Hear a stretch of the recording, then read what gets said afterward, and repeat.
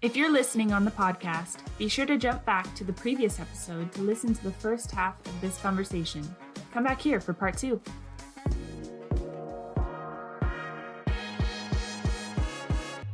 Welcome to the Building Doctor Show with Jens Johansson. We're getting into some Q&A. So, as you can see, we take comments and chat off of all the places this is viewed, but this live webinar is where you are attending today, and we open this up to the floor and give people a chance to ask their questions. And so we usually start it off with a few questions that we've received, over the month. A question we have: does the master insurance policy have to provide insurance coverage for the management company? And if so, what type of or what kind of coverage is a must-have? So your master policy is insuring you and your property. It does not have to extend coverage to the management company. But many management companies ask to be additionally insured on your policy to protect them, and that is a reasonable request. And so this is something that's fairly common to be asking for, but it's going to be coming out of the management company's contract or agreement.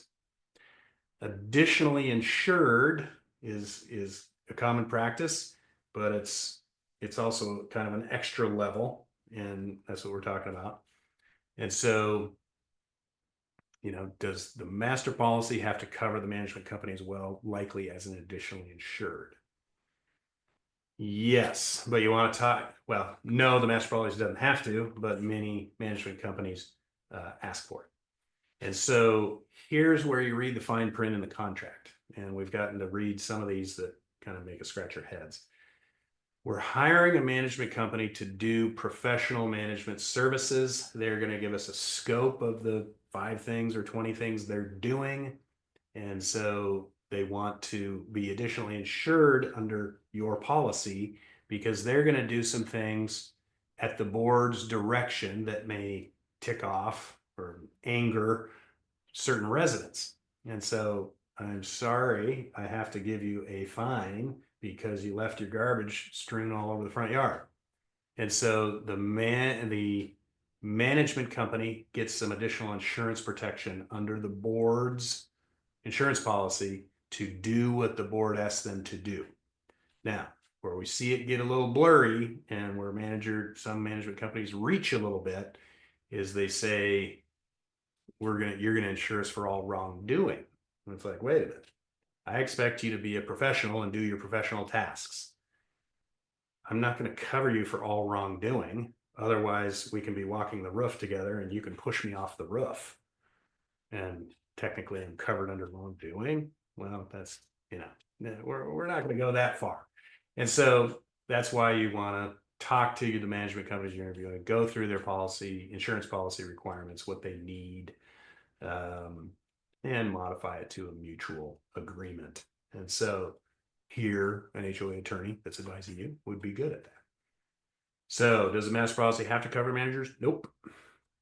Okay, second question. Past financial constraints force the HOA to prioritize affordability over quality. Sounds like that first question, which may now lead to more expensive repairs down the line. So doing it once cheaply, you got to do it twice and tear all that stuff out, throw it in the dumpster, and because it was done wrong. What should we do now to maintain our building's health and keep our financials healthy? And so, okay, may lead to more expensive repairs down the line. Well, we got to address that. What are those, and do we really have to do that? And do you have any potential claims or whatever against that maybe contractor who did kind of a cheap fix? Did they screw it up more? So that's consequential damages. So again, lawyers would look at that. But what do we do now to maintain our building's health and keep our finances healthy? If you have this issue, or we got to understand that issue you're worried about. But again, building's health, as long as you don't have cancer, we can extend your building lifespan with additional, just lots of maintenance. And so think of it like your dentist. If you go get your teeth cleaned and scrubbed and, fluoride coated on there, technically or statistically, I guess, or reasonably assumably, you could extend the life of your teeth or extend the time between fillings and time, things like that. And so doubling down on maintenance, really making sure, maybe doubling down on inspections. Instead of doing an inspection every 3 years, do it annually. Or instead of painting every 10 years, paint every 6 years. Instead of caulking every 5 years, caulk every 3 years. And so you're doubling down, you're trying to extend out that lifespan while you are working on your reserves, understanding your reserves, and making a plan to get them healthy if they aren't. You can also have your reserve study specialist run some modeling in your reserve study and say, what if I reduce the timeline of painting? I know it's, we plan for 20 years and we're going to bring it back to 15 years. It'll cost us more sooner, but I think we can extend out some other things. If we paint the siding more, the siding should last a little longer. If we seal the windows more, the windows should last a little longer. So they'll be reducing some line items and increasing other line items and see if that saves you some money or balances out some of your spikes in your, in your reserve study that happen to be hitting at the same time. But any good reserve specialist will meet with you and run some models for you. So good question. All right, now on to the Q&A in the show. And I see there's a few of them here. Okay. It is hard to keep up with changing regulations and trends. Laws and practices change and fluctuate all the time. I know. We would love to know how to remain up to date on all the changes to minimize the effect on our association. Yes, 100%. I just read an email from my accountant saying, hey, tune into this webinar to understand tax changes in 2025. So we're all doing the same stuff. We on the engineering side are keeping up with building code changes. The latest building code came out in 2024 this year, but it hasn't quite been adopted by all the jurisdictions, and we got to keep up with who is adopting and who isn't. And so this is a real deal. The first, again, I sound like a broken record, but a good manager will help you stay up to date on this stuff. But also joining some good associations, CAI, Community Association Institute is a good one. You can look them up. They have state chapters. You can find type in state and then CAI, Washington CAI, you'll find the Washington chapter. So CAI gives all these updates and forums and things like that to board members. And then again, an HOA attorney. I would say you're probably pretty safe talking to, really looking for these updates every other year. Yearly updates may happen, but we don't see people getting into too much hot water, missing a year. But yeah, absolutely true. And again, your volunteer board members trying to do a reasonable best effort, and nobody expects you to be the law and practices police and stay up to date on all these things. So, but getting plugged into a couple of forums, couple of latest updates, usually from your state and your CAI chapter. Okay, let's see. Just sharing, not a question. After the pandemic, there is a feeling of social distancing, which has affected the sense of the community, even with the HOA boards. Yeah. As far as, I think it's also, there was a great article today about in the mediations and legal world, mediations and claims and trials went on Zoom, and there's no indication that they're going back. And it has its pros and cons. I don't have to drive downtown and go testify at a courthouse and do all that. I can sit at my computer and do the same thing. But there is a pro and con. And so the social distancing and sense of community even with the HOA boards. I would, I would start kind of pushing back on that.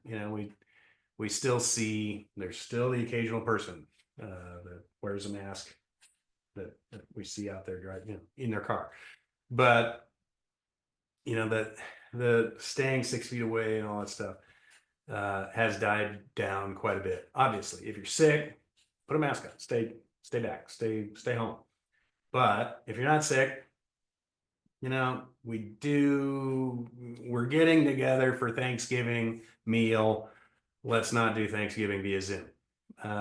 So we need to get together as a board and break some bread and, talk about the issues and communicate well. And so it's going to vary by board member, but a lot of boards have gone virtual 1 month, in person next month, virtual. And so they're, you kind of appease both sides. Half the meetings are virtual, half of them are in person. HOA meetings are doing both options now, kind of the in-person with a Zoom camera. It's a great time to be a Zoom camera vendor, but that way you get more attendance because people are busy off doing their things. But just as a board, how can we have maximum reach, maximum attendance, maximum, let's all work on it together and chew on it together. We can be in person and virtual and figure this out. So I hear you, but I would encourage the in-person if you can. Okay, next question.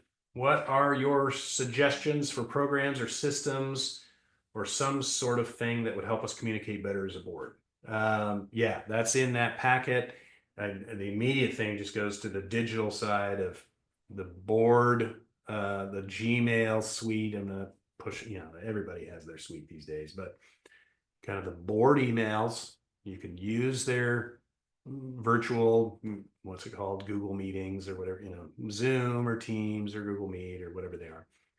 And then their document storage side of things. And so as far as programs or systems, just how do again, that's a vision question for your board. And so we kind of talk about it internally. We have 2 avatars. We'll tell you behind the curtain here. We've got Barbara, the board member. Barbara is, 70 plus years old. She still prints everything up. She puts it in a 3-ring binder. She comes to the meetings with a thick 3-ring binder, has copies for everyone, and very much deals with paper and printing and storage. And everybody actually asks her, hey, do you have last week's meeting minutes? And she has it because it's in a tab and it's the old way of doing it. The other avatar is Brandon, the board member. He's 27, works at a high-tech company. If it's not on his phone, he is absolutely not interested. If he can't see the email, can't see the text, can't see the Sling or whatever, chat group messaging feature, if he can't sign it on his phone, he doesn't own 3-ring binders, doesn't own a printer. And so we have to learn how to communicate with both of those types of boards. And you guys have to learn how your community communicates really well. And so run a survey, you like things printed, you want them mailed. Nothing beats a hot pink flyer taped to the front door or the front windshield of their car or under their wiper blade to really get their attention. And they may be blowing around and scattered about through the yard, but handouts work great. We have boards that still have clubhouses and they've got bulletin boards, elevators. Tape those things up in the elevator, put a message board in the elevator. I mean, these are all ways that understand how your board communicates, or your association communicates, and communicate in 5 different fashions. We're going to send a text, an email, a print, a mail. People aren't mailing so much anymore, but can somebody hand them out? Can you put a flyer somewhere where they would walk past it and have to see it? So ways of communicating, programs, again, we're moving more and more electronic, but And then when you find a good manager, like I said, those software systems in there, they will have ways to ping in, keep track of you. But again, it starts out with, do we know their current email address? Do we have their current cell phone? Can I text them? Is there a texting service? So that way I don't have to sit here and type out 120 texts. You can write one text and send it to everybody. So some of these management softwares have that as well. So those are all great ways. Okay, next question. We've been dealing with some parking violations these days. Yeah, the rules are set up, but we found it hard to enforce. We were kind of new to the HOA, and now we feel like we are the only bad guy. Yep, it's that movie with Tom Hanks where he's kind of the stoogey guy that makes sure everybody's following rules. We think there must be something to keep everything in order, but we still want to maintain a good relationship with all the homeowners. Any good advice on this issue? Yeah, nobody wants the penalizing community or board where I just get in trouble every time I come. But educating, saying, hey, here's the parking zones. Hey, bringing that up at the next meeting. Hey, folks, here's what we're struggling with. We don't want to be that association that slings out fines all the time, but it is becoming a problem. Can you please talk to, it's usually again like the 5 or 10%. It's the renters buddies, it's something. And so you can start putting some patterns together and saying that unit 10 has high turnover and we've always got new renters in there. So here's the rental rules, and you tape it to that door and make sure they see it. Or you talk to that owner and say, you're going to get the fines from your tenants because we can collect from you. You're going to have to go then find your tenants. And so bringing it downstream a little bit, but it's basically, it's like, I've read someone, if you can look at the caliber of your rules, and if you have a whole book full of dumb rules, you've got some dumb people. We don't need a rule for every little thing. And smart people understand, so you don't need a bunch of dumb rules. You don't need 150 rules. You need, hey, here's parking, here's not. And then sharing it of, look, we as a board, we as a community are paying the fee, and whether it's there's no parking or whether the grass gets trashed or whether more tow truck fees are coming in. So we're going to start sending out the bills and, kind of saying, look, I'm not going to fine you for 30 days, but after 60 days, I'm going to start fining. So yeah, good luck with that. But a few penalties keeps it in, kind of once people start seeing there's teeth and they feel the heat a little bit, the word spreads and they stop doing it. So, but again, it's usually people that aren't owners that aren't paying attention. And it could be they just didn't know. They're brand new. So you got to ask yourself, were the rules communicated? Is that labeled? Is it painted? No parking? Are there signs there that say, no parking? So yeah, I think maybe a manager would have a better piece of advice on that, or maybe somebody else jump into the chat and share some advice on what they have. But you don't want to be a big meanie, especially in the holidays, but we do have to keep order. Okay, let's see. Last question. So, hey, we're getting down to the last one. If you want to throw another question in there, let me know.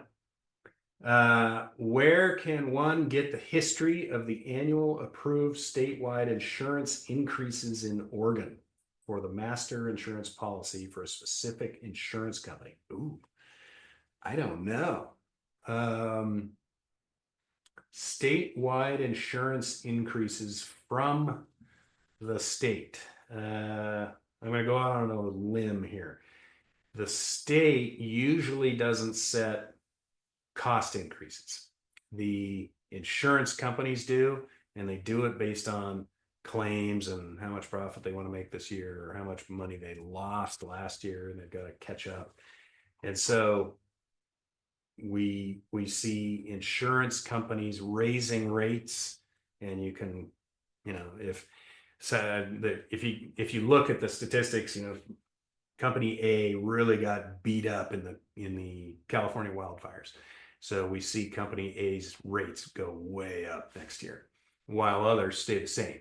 So that's why I'm saying I don't think it's the state that increases it, but yeah, again, shop around. There's lots of flavors of insurance companies out there.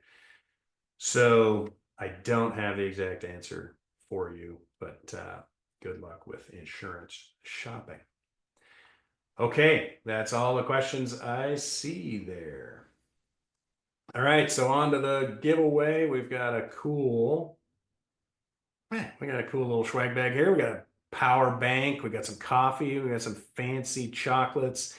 And I think we even have what we call a hangover kit. Is your building giving you a headache? I think there's some aspirin and what do you call that? Pink pills in there. Help your stomach feel better.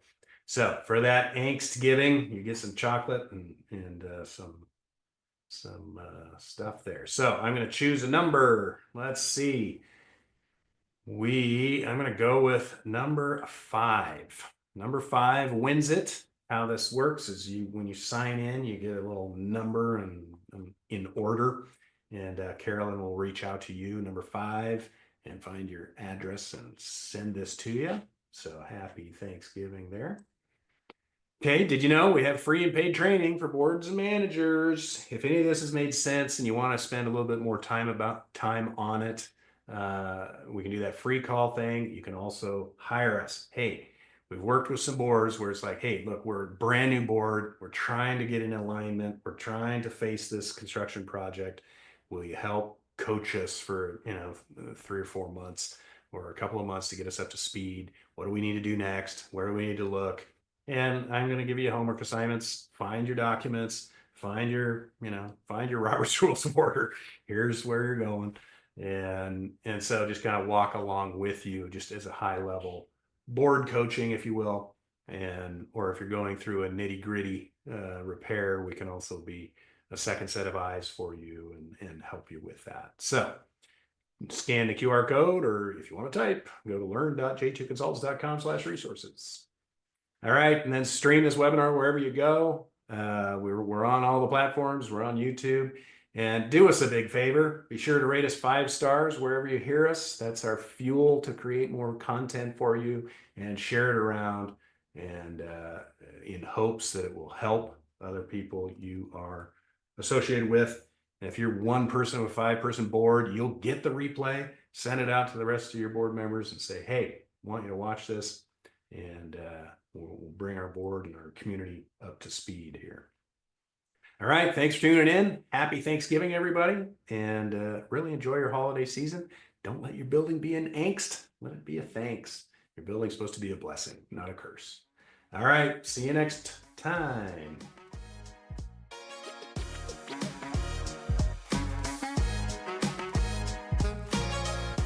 This podcast is part of J2's free live webinar, The Building Doctor Show. To attend the live show and ask your questions during the Q&A, visit www.j2consultants.com.